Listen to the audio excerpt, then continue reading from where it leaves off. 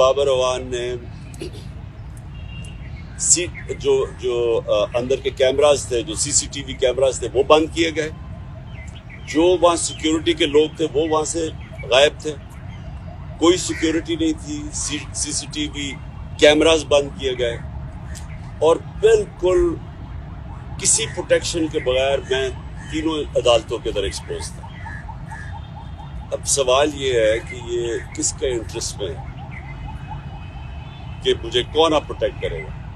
جنہوں نے پروٹیکٹ کرنا ان سے ہی خطرہ ہے.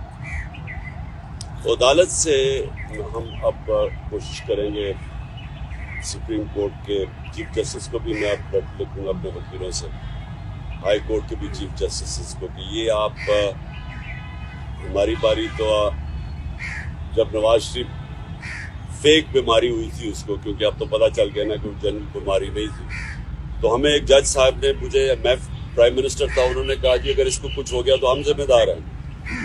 تو مجھے کچھ ہو گیا تو کون ذمہ دار ہے؟ کیونکہ وہ جنہوں نے کچھ کرنا ہے وہی ان کا کام ہے میری حفاظت کرنا.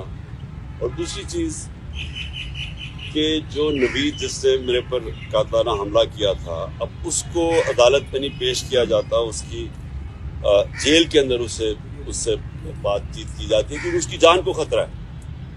تو جس کی جان کے اوپر اٹیمپٹ ہو چکا ہے اور خطرہ ہے، اس کو کیوں وہ یہ گھسیٹ رہے ہیں؟ اور ان کیسز میں یعنی جو مزاحیہ خیز کیسز ہیں، ایسے کیسز ہیں جن کے اوپر کبھی یعنی اگر